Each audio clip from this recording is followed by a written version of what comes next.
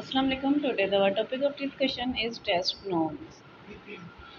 सबसे पहले हम देखेंगे कि टेस्ट नॉर्म क्या है, उनको हम किस तरह से आइडेंटिफाई करेंगे और उनकी कंस्ट्रक्शन के लिए उनका जो बेसिक पर्पस है, जो बेसिक यूजेज है, उसको हम अपनी टेस्टिंग में किस तरह से इंक्लूड करेंगे।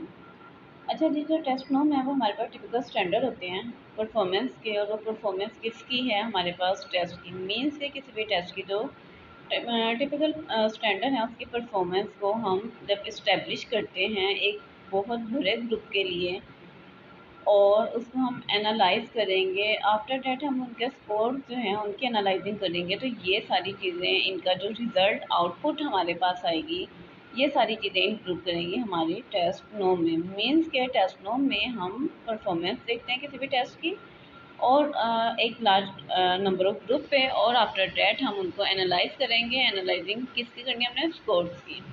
बेसिक 2 to 3 पॉइंट जो हैं वो हमारे पास उनके जो मेजरमेंट है वो हमारे पास टेस्ट नॉर्म में इंक्लूड होगी। इंट्रोडक्शन जो है उसमें हम बताएंगे कि भाई हमारे पास जो टेस्ट नॉर्म है वो किन चीज़ों पे कंसिस्ट करती हैं।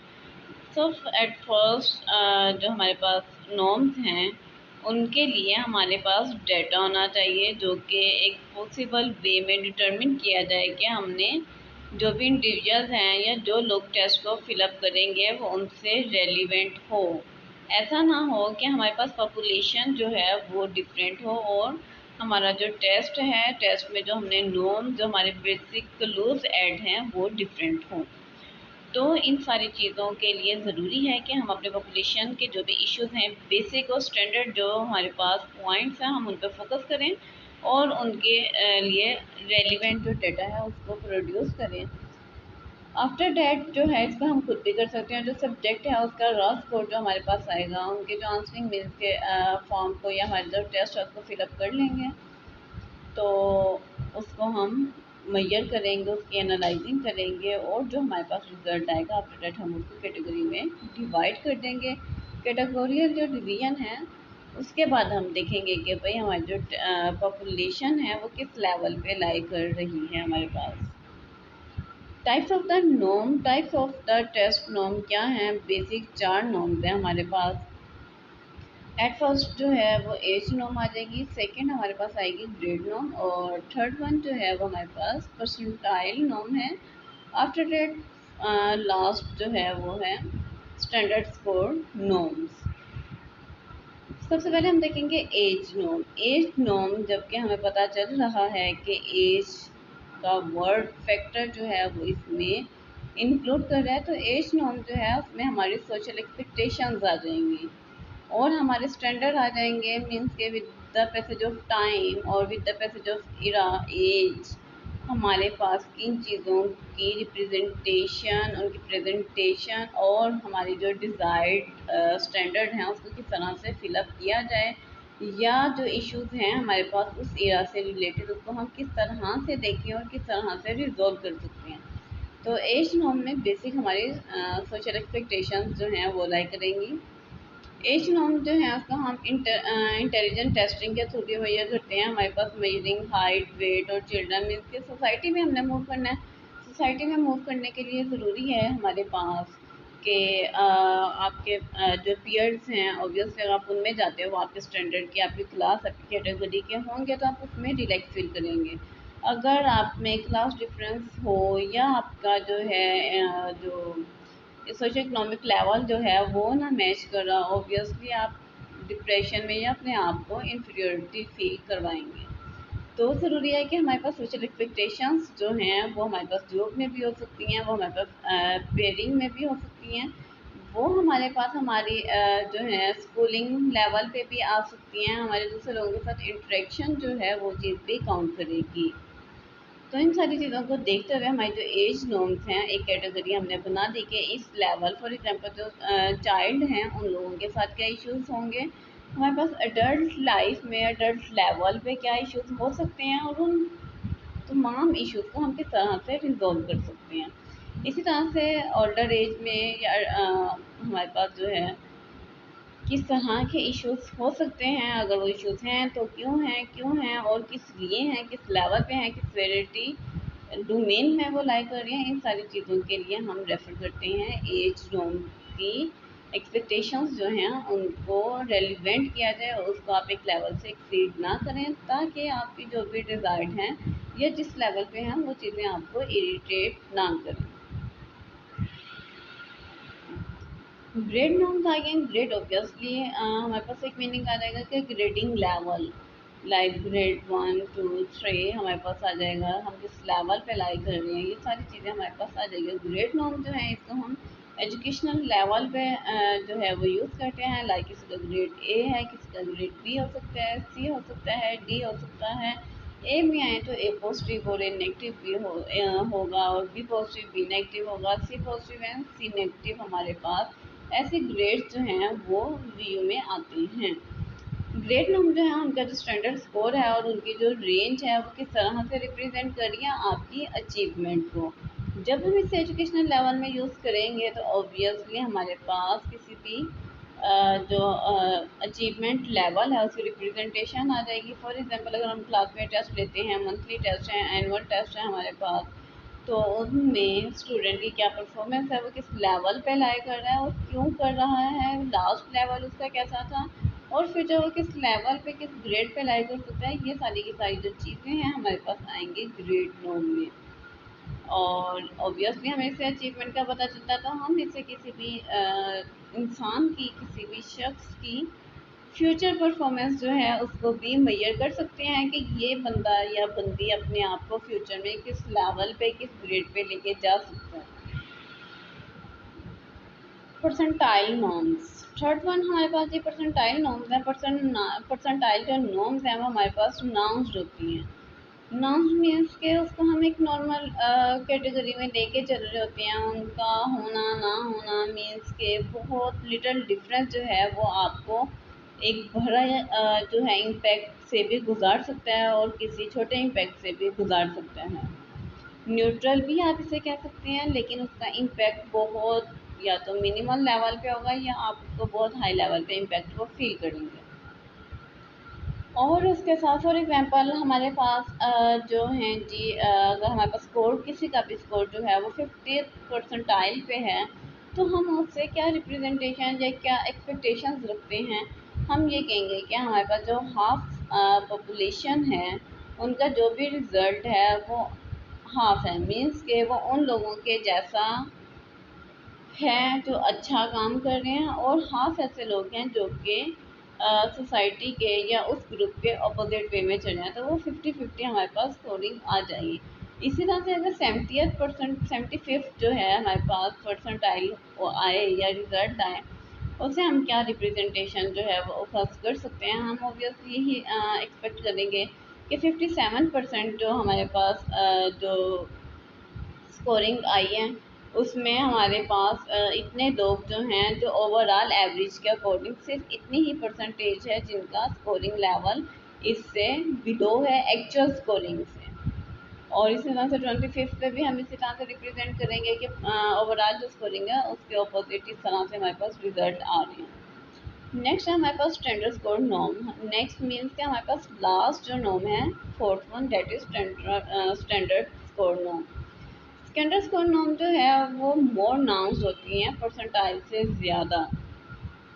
परसेंटाइल में हमारे पास इम्पैक्ट आ जाता है पॉइंट्स में, डिजिट्स में, और हम उसको फील करते हैं, उसको हम इम्पैक्ट देखते हैं किस तरह से। लेकिन स्टैंडर्डाइज जो हमारे पास स्कोर नॉर्म है, ऑब्वियसली अगर आपके स्टैंडर्ड में एक स्टूडेंट जो है वो फर्स्ट लेवल पे लाई कर रहा है और किसी वजह से उसका रिजल्ट अच्छा नहीं आता है और वो फर्स्ट से फिफ्थ पॉइंट पे अगर जाता है, वो उसके स्टैंडर्ड को, उसकी मेंटेलिटी को, उसकी लाइफ को किस तरह से हिट करती है, उसके एजुकेशनल कैरियर को किस तरह से हिट करेगा, ये आप लोग बेहतर तरीके से अंदाज़ा लगा सकते हैं कि आप अपने स्टैंडर्ड को मेंटेन करने के लिए ना सिर्फ एजुकेशनल लेवल पे, ना सिर्फ स्टूडेंट्स लेवल पे, बल्कि आपको अपनी लाइफ के हर इरा में अपने स्टैंडर्ड को मेंटेन रखने के लिए जो भी आपके लेवल हैं, जो आपका मीन होगा, जो आपकी रूल्स एंड रेगुलेशंस होंगे, जो आपका क्राइटेरिया होगा, उसको आपने हर हाल में फिलअप करना है तो करना है।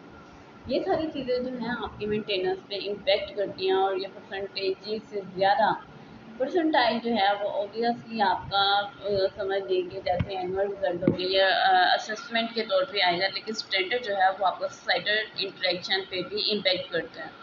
वो डायरेक्ट आपकी पर्सनैलिटी और आपकी मेंटेलिटी को हिट करेगा। इसलिए ये मोर नाउंस जो है हमारे पास टर्मिनोलॉजी है जो कि इम्पैक्ट करती है आपकी लाइफ। अच्छा जी, नेक्स्ट हमारे पास है स्टेप्स इन डेवलपिंग नॉर्म्स, के हम नॉर्म्स को किस तरह से डेवलप कर सकते हैं, किस तरह से हम बनाएं ताकि हमारे पास जो अच्छा इम्पैक्ट है हमारे स्केल का, हमारे रूल्स एंड रेगुलेशंस का, उसको हम अपने टेस्ट में अपने पॉपुलेशन के अकॉर्डिंग, अपने सैम्पल साइज के अकॉर्डिंग किस तरह से मेंटेन कर सकते हैं। तो हमारे पास फर्स्ट वन है वो है कि हमने choose what to measure and how to define it. Choose what to measure means के हमने क्या मेजर करना है, पहले आपको इसमें एक्सपर्टीज होनी चाहिए। अगर आपकी इस चीज़ में एक्सपर्टीज नहीं है, कि आपको यही नहीं पता है कि आप अपनी सोसाइटी में अपने पॉपुलेशन पे क्या मेजर करना चाह रहे हैं, और जब ये इंफॉर्मेशन आपके पास पूरी नहीं होगी तो आप इस चीज़ को डिफाइन भी नहीं कर पाएंगे।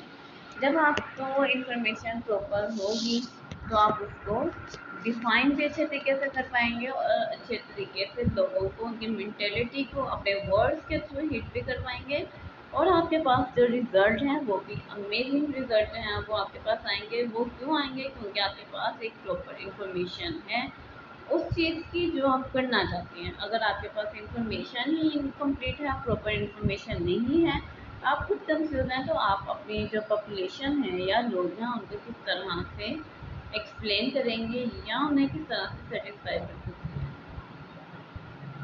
नेक्स्ट है हमारे पास decide who will be taking the test, means के हमने डिप्रेशन के लिए स्केल का बना लिया। अब हमें ये डिसाइड करना है कि हमारी पॉपुलेशन क्या होगी। अगर तो हमारा इंटरेस्ट है कि हम एडल्ट लेवल पे जो डिप्रेशन लेवल है उसको मेजर करें, तो हमारे पास पॉपुलेशन जो है वो भी अडल्ट ही होनी चाहिए।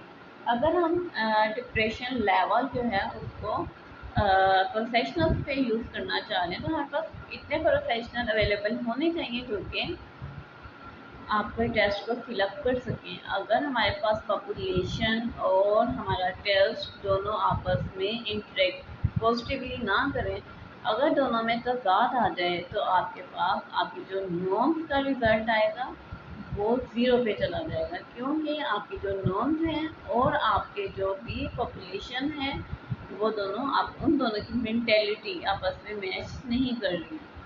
तो इस चीज़ की क्लैरिफिकेशन बहुत ज़्यादा इम्पोर्टेंट है कि आपका जो टेस्ट है और आपकी जो पॉपुलेशन है उनकी मेंटेलिटी टारगेट जो है वो सेम होना चाहिए। मीन्स ऐसा नहीं आपने अडल्ट के लिए बनाया आप उसको चिल्ड्रन जो हैं उन पर फिलअप करें, या आपने अडल्ट के लिए बनाया तो आप उसको प्रोफेशनल से नहीं करवा सकते। ऑब्वियसली उनकी रूटीन, उनकी रिस्पॉन्सिबिलिटीज़, उनके जो एथिक्स हैं, रूल एंड रेगुलेशन हैं, ऑब्वियसली उनके डिफरेंट होंगे, इसलिए आपके पास वैसा प्रॉपर रिजल्ट नहीं आएगा। थर्ड वन में हमारे पास आ जाता है जी choose what questions to ask, कि आपको ये पता होना चाहिए कि आपके सवालात जो हैं वो किस तरह के होंगे। हाउ टू वर्ड देम, आप उनके अल्फाज में किस तरह से बयान करेंगे। And how many to include, और आपके कितने अल्फाज जो हैं वो इंक्लूड होने चाहिए आपके टेस्ट में। अब इस चीज़ में ये है सिंपल जो एग्जांपल है उसको हम करते हैं कि हमारे पास जब क्लाइंट आता है फील्ड में, हम उससे आते ही नहीं कहते हैं कि भाई आपने आज क्या खाया या आपको क्या पसंद है। हम उसकी मेंटेलिटी को रीड करते हैं, क्योंकि आपकी एक्सपर्टीज़ यहाँ पे काउंट करती है कि आपके पास आने वाला जो पेशेंट है वो कैसा है। ये आपकी एक्सपर्टीज़ है कि आप उसकी रिप्रेजेंटेशन से जज करें, उसकी वर्बल नॉन वर्बल कम्युनिकेशन से जज करें, और आफ्टर डेट आप अपनी क्वेश्चनिंग को उसके मूड के अकॉर्डिंग एडजस्ट करें। अगर आप आते हैं किसी से एग्रेसिव मोड में हैं आपका क्लाइंट, और आप उसको ये कहते हैं कि भाई आप आज आपने कोई मूवी देखी, या आप आज कितने बार आपने स्माइल पास की या कुछ किया, या आपको कितनी बार दिल की खुशी महसूस हुई, ऐसे क्वेश्चन जो हैं उस पेशेंट को हिट करेंगे और वो बैडली वे में होंगे, वो आपको प्रॉपर रिस्पॉन्स नहीं करेंगे। according to situation, according to client, according to climate and according to the representation। आपके क्वेश्चंस जो हैं उनकी वर्डिंग को एक दूसरे के साथ रिलेट होना चाहिए। क्वेश्चंस एंड वर्डिंग अगर आपस में इफेक्टफुल नहीं होगी तो आपके जो है रिजल्ट वैसा नहीं आएगा, आपको रिस्पॉन्स जो है वो वैसा नहीं मिलेगा। फोर्थ पे आ जाता है जी हमारे पास choose a response format for each question. अब आपने सवाल जो बना लिया कि भाई आप कितनी बार खुशी महसूस होती है, अब इसके लिए आप कैसा बनाएंगे। अब आप पे डिपेंड करता है कि आपके पॉपुलेशन किस तरह से इंटरेक्ट करती है। आप यस और नो में भी बना सकते हैं, आप एग्री डिसएग्री स्ट्रॉन्गली एग्री और स्ट्रॉन्गली डिसएग्री को भी आप इंक्लूड कर सकते हैं। तो ये जो लेवल हैं ये डिपेंड करते हैं आपकी क्वेश्चनिंग पे, आपकी पॉपुलेशन पे और उसके अकॉर्डिंग जो है आपका जो भी सवाल होगा आप उसके रिस्पॉन्स को बिल्डअप कर सकते हैं। नेक्स्ट है हमारे पास get lots of people in your population to talk the new test and collect the feedback from them. अगर आपने टेस्ट को इनिशियली फॉर्मुलेट किया है तो डिपेंड आपके लिए लाजिम है कि आप ज़्यादा से ज़्यादा लोगों पे उसको अप्लाई करें।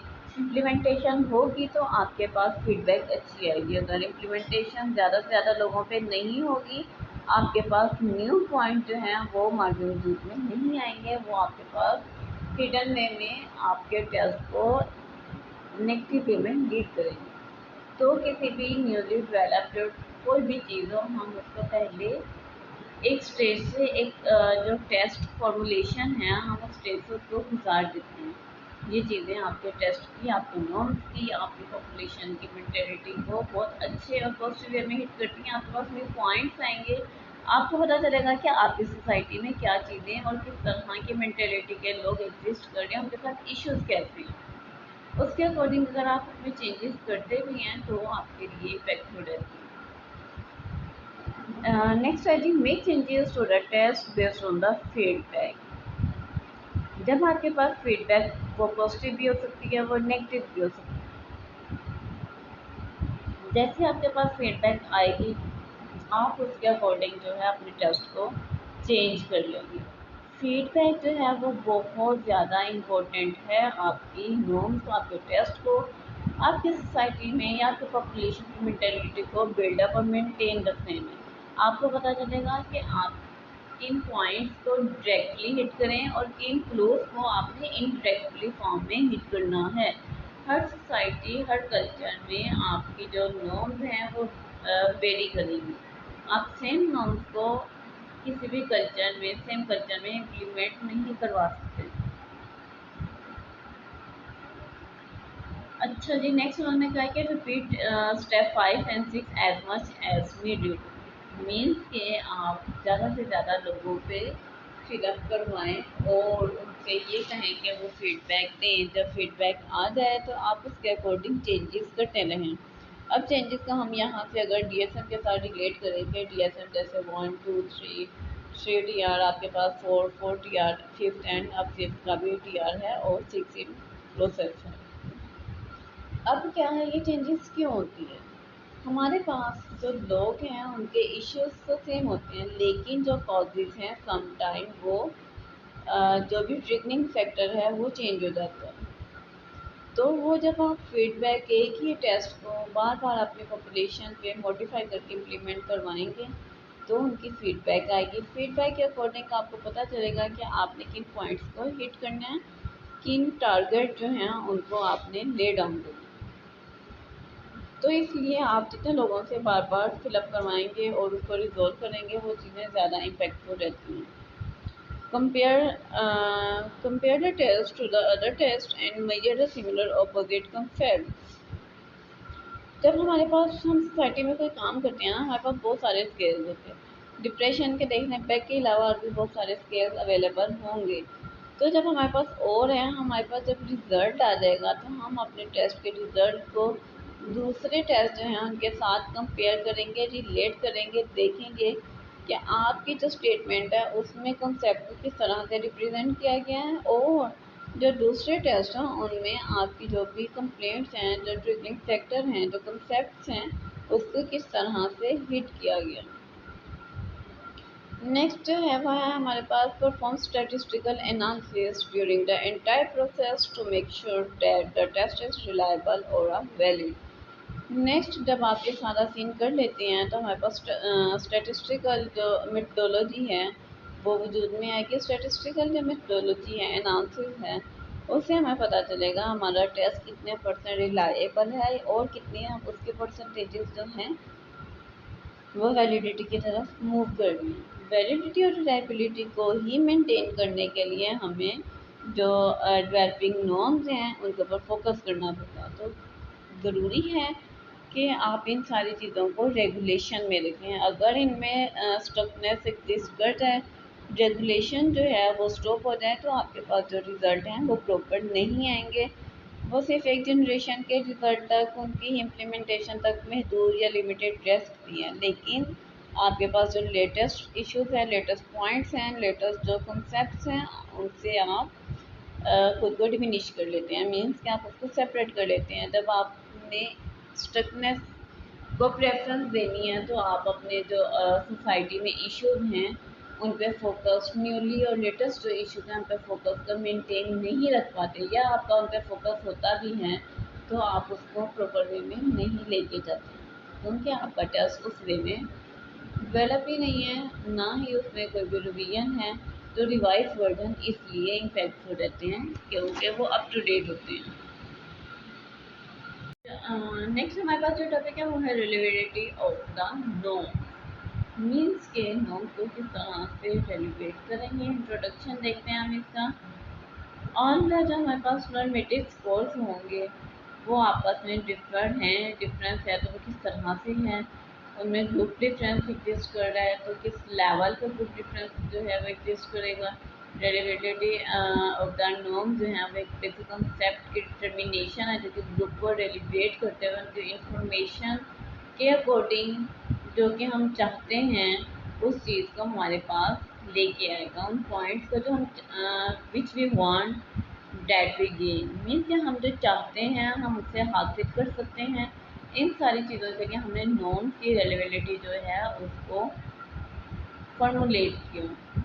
मीन्स के नॉर्म्स की रेलेबिलिटी मीन्स अगर आप कल्चरल डिफरेंसेस के अलावा किसी एक कल्चर पर फोकस करें और उसका रिजल्ट मुहैया करने के बाद आप दूसरे कल्चर पर मूव करें और उसके रिजल्ट देखें और देखेंगे दोनों के दोनों जो कल्चर हैं इनका रिस्पॉन्स क्या है, इनके रिस्पोंडेंट्स जो हैं वो किस लेवल से ऑफ कॉन्शियस और सब कॉन्शियस स्टेट से गुजर रहे हैं।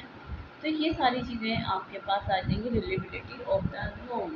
मीन्स के कहीं ना कहीं सिमिलैरिटी तो होगी, उस सिमिलैरिटी की जो परसेंटेज है आप उस लेवल को भी मेजर कर सकते हैं। उसके बाद आपके पास जो इन्फॉर्मेशन है वो बहुत अच्छी होनी चाहिए कि आप स्टूडेंट्स को किस तरह से गाइड कर रहे हैं। उनकी लोकल स्कोरिंग अगर है तो वो किस तरह से आपके पास आएगी, वो अगर आप क्लिनिकली या स्टेटिस्टिकली उसको लेके जाते हैं तो उसका इम्पैक्ट क्या है। एक्सप्लेनेशन आ गई हैं जी। एक्सप्लेनेशन रेलेबिलिटी ऑफ द नॉर्म जो है वो कॉन्सेप्ट है रिगार्डिंग नॉर्मेटिव स्कोर, जो कि आपके पास डिफरेंट ग्रुपिंग के थ्रू आप उसको लेके आ सकते हैं। अगर आपके पास ग्रुपिंग नहीं है तो रेलेबिलिटी ऑफ नॉर्म जो है उसका आप कंसेप्ट नहीं ले सकते हैं। अगेन इधर उन्होंने एग्जांपल दिया कि स्टूडेंट जो है उनका स्टैंडर्ड जो टेस्ट है उसका जो स्कोर है वो नॉर्मेटिव स्केल्स के अकॉर्डिंग जो है वो स्टेटिस्टिकली लाई कर रहे हैं और वो 80th परसेंटेज लेवल पे एग्जिस्ट कर रहा है। इसी तरह से अगर आपके पास दूसरा जो ग्रुप है या दूसरे स्टूडेंट जो हैं उनका अगर उसी लेवल पे वो नेशन वाइड अगर चल रही हैं, ठीक है, नेशनली और इंटरनेशनली या ग्रेडिंग वे में चल रहे हैं और फर्स्ट ग्रेड का क्या रिजल्ट है, सेकंड का, 8 का, इसी तरह से आप स्टेप बाय स्टेप मूव करें तो आप एक ही स्कूल में डिफरेंट ग्रेड्स के जो स्टूडेंट्स हैं उनकी जो भी रेलेबिलिटी है नॉर्म्स की उसको मैयर कर सकते हैं। एक ही क्लास में बहुत सारे स्टूडेंट जो हैं डिफरेंट मेंटेलिटी के हमारे पास होते हैं, बहुत सारे हाई जो हैं क्वालिफाइड आपके तो नहीं कहेंगे, हाईएस्ट इंटेलेक्चुअल जो एबिलिटी है वो लोग भी होंगे, आपके पास लोएस्ट कैटेगरी के भी लोग होंगे। तो हर कैटेगरी जो है आपके पास बहुत अच्छा इम्पैक्ट ला भी सकती है और बैडली वे में भी बिहेव करेगी। तो उसके लिए ज़रूरी है कि कंपैरिजन किया जाए डिफरेंट ग्रुप्स के साथ।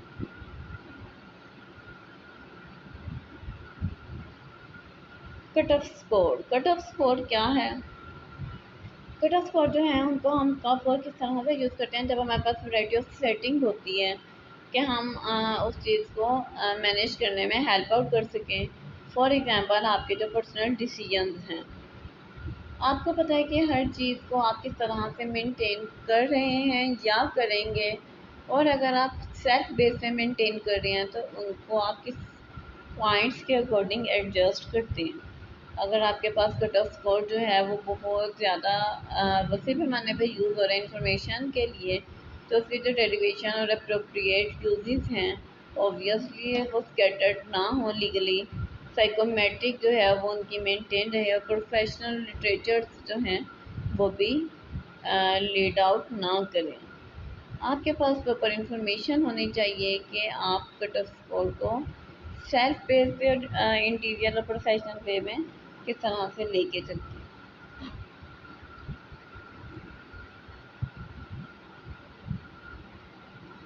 अच्छा जी, आपके पास नेक्स्ट जो है वो अल्टरनेटिव मेथड्स, पहले तो हमने सेम वे में रहते हुए उन चीज़ों को देखा, अब अल्टरनेटिव मेथड्स भी आप जो है वो यूज़ करेंगे, एग्जामिन करेंगे, और उनका रिलेशन लीगली जो भी प्रेसिडेंट्स होंगे, मीन्स के वो लोग जिन्होंने हमारे पास पहले टेस्ट को सोल्व किया होगा, आप उनमें भी देख सकते हैं। साइकोमेट्रिक्स प्रिंसिपल्स पे फोकस करेंगे और वेरियस जो टेस्ट हैं उनके प्रोफेशनल गाइडलाइन को प्रॉपरली लेके चलेंगे।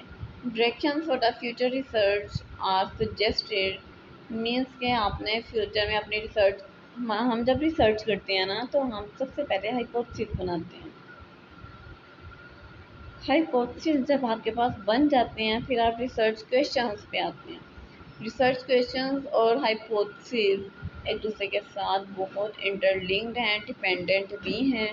ऑब्वियसली आपको ये पता होना चाहिए कि आप जो काम कर रहे हो उनका इम्पेक्ट कैसा है, वो किस तरह से आपकी सोसाइटी को, आपके टेस्ट को, आपकी रिसर्च को हिट करेंगे।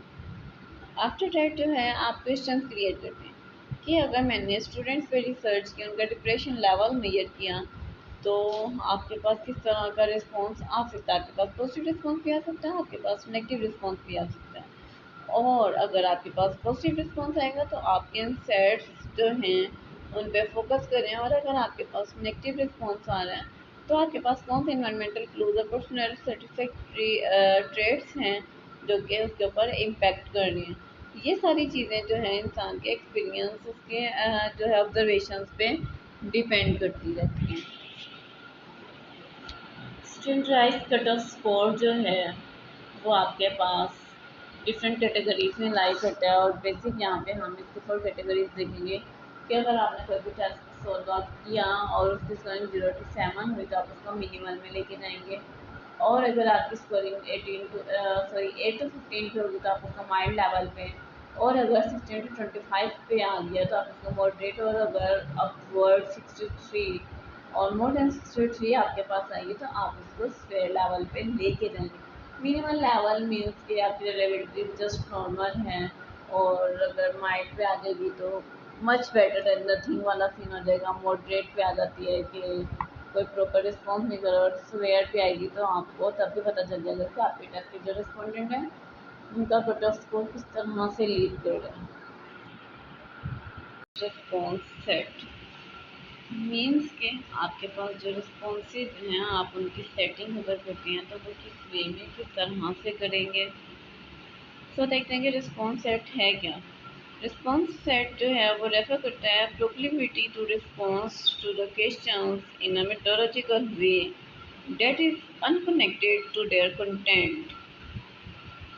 रिस्पॉन्स सेट हमारे पास वो चीज़ें हैं जिसमें हम अपने जो टेस्ट हैं उसके जो क्वेश्चंस हैं उनके रिस्पॉन्स को एक प्रॉपर मेथोडोलॉजी के अकॉर्डिंग लेकिन इनडायरेक्ट वे में कंटेंट के थ्रू किस तरह से हिट करते हैं। फॉर एग्जांपल हमारे पास एमसीक्यूज़ हैं, तो एमसीक्यूज़ में हमारे पास एक जो एमसीक्यू है वो पॉजिटिव होगा मीन्स कि एक्यूरेट हम ऐड करेंगे। बाकी के जो 3 हैं हम उनको कंफ्यूजिंग फैक्टर के थ्रू इंक्लूड करते हैं। अब हम इनको कंफ्यूजिंग वे में क्यों इंक्लूड करते हैं, वो हमारे पास कनेक्टेड जो वे है उस कैटेगरी में लाई करेगा, ताकि आपकी जो कॉन्शियस स्टेट ऑफ माइंड है आप उस पर वर्किंग करें, आपको रिलेबिलिटी जो है उसमें डिफ्रेंशिएट करना है और एग्जैक्ट जो आपका आंसर हो, जो रिस्पॉन्स हो, आप उसको हिट करें। अच्छा जी, हमारे पास है टाइप्स ऑफ रिस्पॉन्स सेट। हमारे पास बेसिक 5 किस्म के रिस्पॉन्स सेट हैं तो बहुत ज़्यादा सेवरल हमारे पास कैटेगरीज हैं, लेकिन जो मेन हमारे पास रिस्पॉन्स सेट हैं वो हैं 5।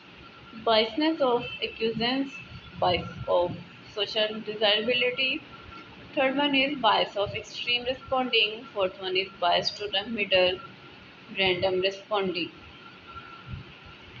फर्स्ट वन हमारे पास बायस ऑफ एक्यूजेंस जो है उसमें हमारे पास एक सर्वे होता है जिसमें रिस्पॉन्डेंट की एग्री मीन्स के अगर हम सर्वे करेंगे, सर्वे हमारे पास एक लॉन्ग लास्टिंग रिसर्च कह लें या टेस्टिंग कह लें होती है, जिसमें हम डिफरेंट स्टेजेस को एक सर्वे के थ्रू मेजर करते हैं।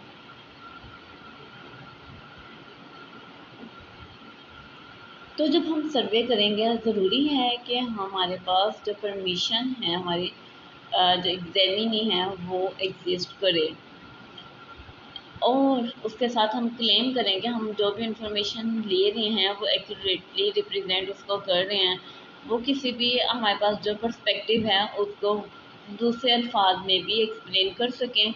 रिस्पोंडेंट जो हैं उन पर प्री ओपनसिटी जो है वो मीन्स के हर तरह से उनकी एग्रीनेस जो है वो एग्जिस्ट करे, ऐसा ना हो कि वो उसमें एट द एंड बाइसनेस आ जाए या सेटअप हो जाए और कहें कि हमारे पास इतना टाइम नहीं था, हम इसको अच्छे वे में फिलअप नहीं कर सकते हैं या हमें रिस्पॉन्सिबिलिटी जो है वो इम्पेक्ट कर दी। तो एक्यूजेंस जो है उसमें हमारे पास जो एग्रीनेस है, एग्री होना, विलिंगनेस बहुत ज़्यादा इम्पेक्ट करती है।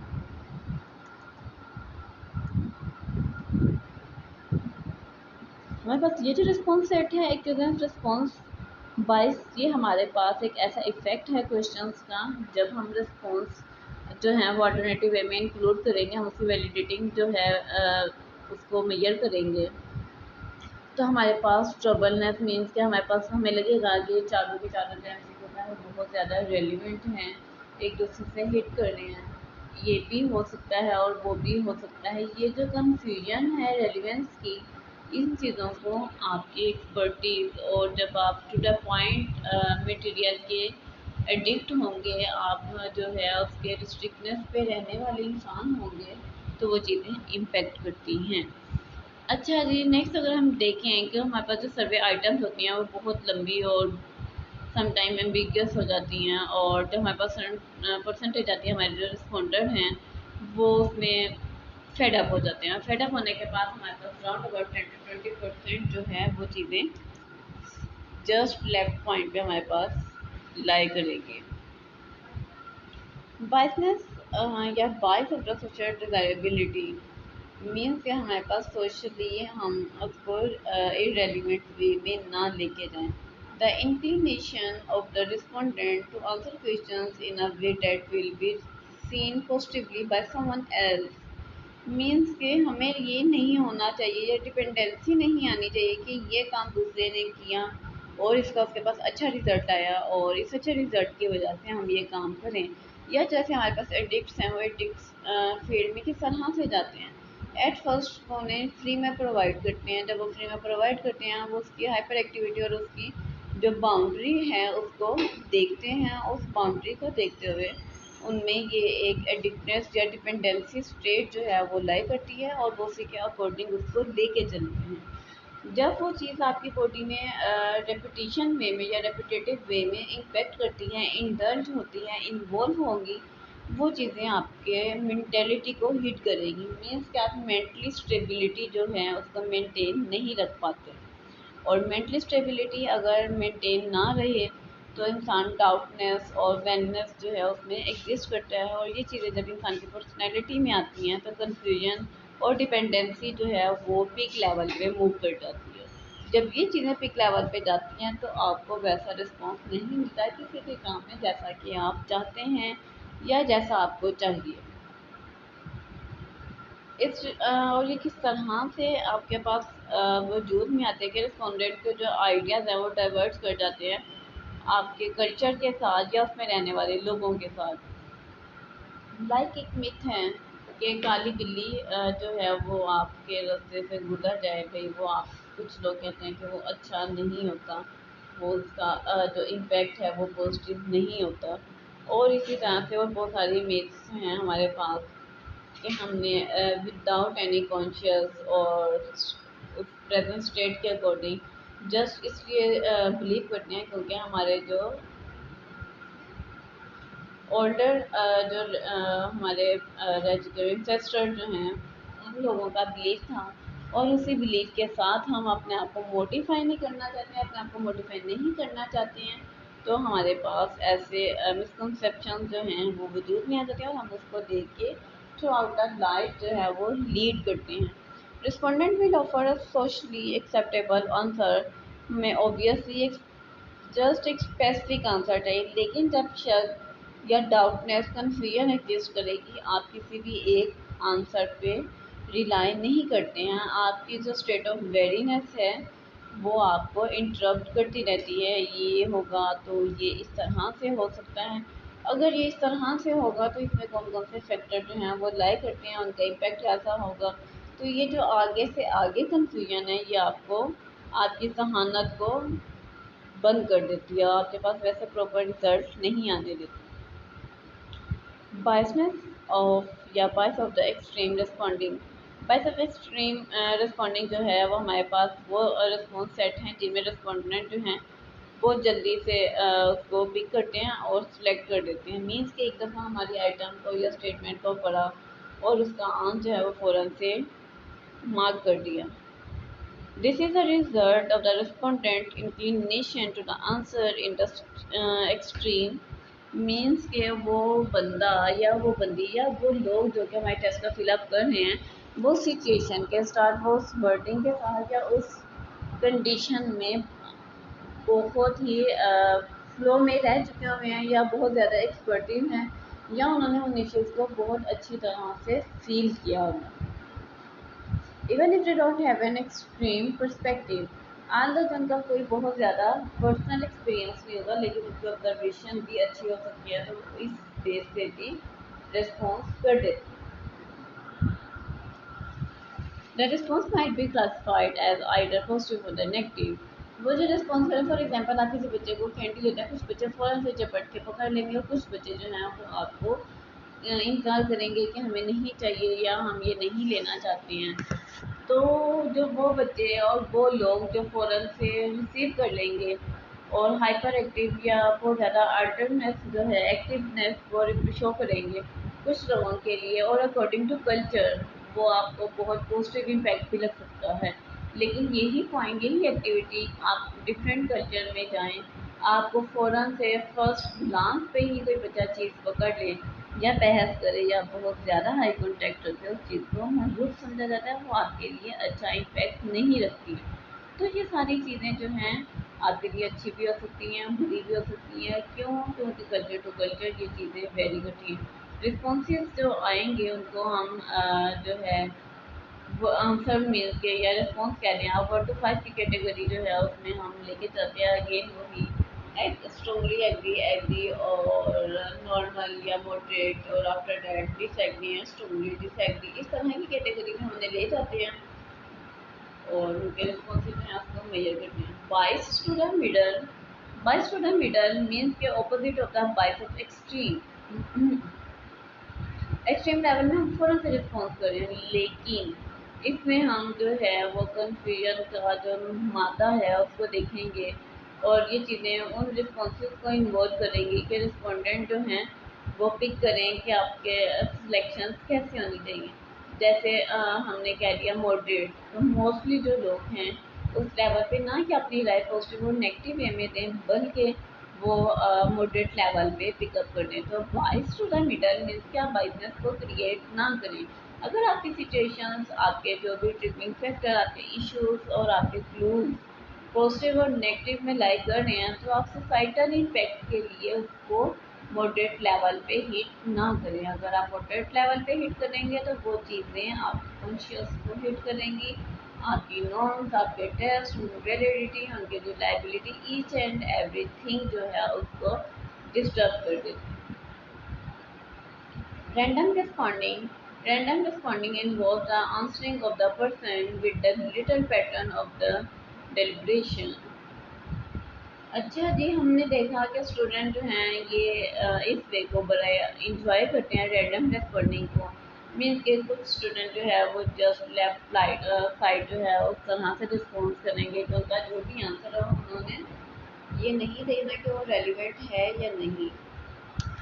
जब भी रिस्पॉन्स करेंगे या तो वो लेफ्ट साइड पे मार्क करेंगे या राइट पे करेंगे या मिडल पे करेंगे, और समटाइम डिफरेंट पैटर्न जो है उनको फॉर्मुलेट कर देते हैं जिगजैग जो है या हेलिकल वे में। इस तरह से वो आंसर को लेके जाते हैं, जो चीज़ें अगेन आपके जो रिस्पॉन्सेज को हिट करती हैं, उनका जो रिजल्ट है, रिजल्ट लेवल जो है उसको इम्पेक्ट करती हैं।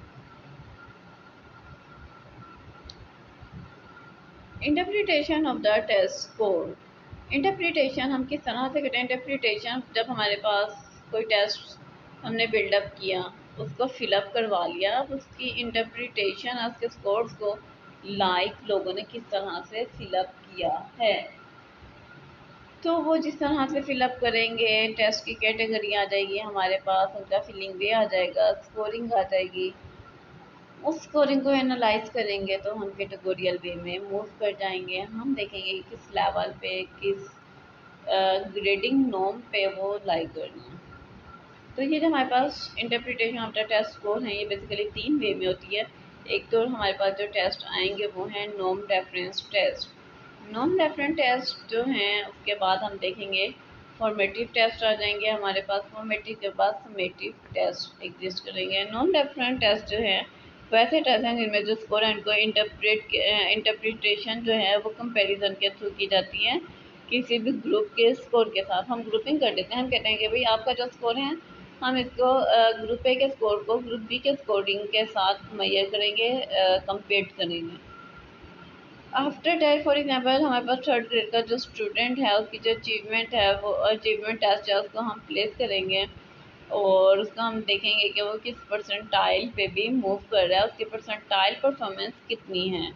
तो ये सारी की सारी चीज़ें हमारे पास आ जाएंगी नॉर्म रेफरेंस टेस्ट में, जिसमें हम कंपैरिजन के थ्रू ग्रुपिंग के स्कोर को एनालाइज और इंटरप्रेट करते हैं।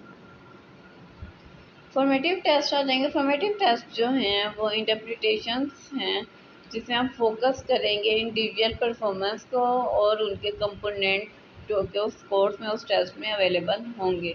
फॉर एग्जाम्पल मैथ्स की क्लास है तो मैथ्स में हम जो फॉर्मेटिव टेस्ट है वो प्रोवाइड करेंगे, इन्फॉर्मेशन बताएंगे कि आपने ये इस तरह से करना है। एडिशनल हमारे पास क्वेश्चंस हैं तो उनकी एडिशन सब्सट्रैक्शन जो कैटेगरीज हैं, प्रॉब्लम्स हैं, टाइप्स कैटेगरीज हैं, हम उनको एक्सप्लेन करेंगे और उसके बाद हम उनके करेक्टली जो आंसर हैं उनको देखेंगे कि हमारे पास जो रिस्पॉन्स है वो कितने करेक्टली और इनकरेक्टली वे में लाई करना है। समेटिव टेस्ट आ गया हमारे पास। समेटिव टेस्ट जो है वो प्रोवाइड करेगा ओवरऑल एवेल्यूशन। ओवरऑल एवेल्यूशन जो है आपके इंडिविजुअल की वो परफॉर्मेंस होती है जो कि उसने all over the course, all over the test आपको शॉप करवाई होती है। लाइक वो डाटा को किस तरह से रिस्पॉन्स कर रहा है, वो कन्वीनियंट है भी है कि नहीं है, वो उसको अगर एडमिनिस्ट्रेट कर रहा है किस तरह से, अगर उसकी डिसीजन मेकिंग पार्ट किस तरह से है। समेटिव टेस्ट जो है उसमें हम इनिशियल जो हाइपोथेसिस हैं उसको टीच करते हैं कि ये अगर आप टेस्ट इस तरह से फिलअप करेंगे, फॉर एग्जाम्पल डिप्रेशन का करेंगे तो हम कहते हैं कि इस डिप्रेशन लेवल को मेजर करने के बाद हम उन चीज़ों को हिट कर सकते हैं, देखते हैं कि उनका इम्पैक्ट कैसा है, उनकी रिप्रेजेंटेशन कैसी है, किस तरह से आपकी सोसाइटी, आपके रिजल्ट, आपके नाम को हिट करे और आपके पास आंसर आ सकते हैं। तो ये सारी की सारी मीन्स ओवरऑल जो आपके परफॉर्मेंस है इंटरप्रिटेशन वो समेटिव टेस्ट के थ्रू आप मेजर कर सकते हैं।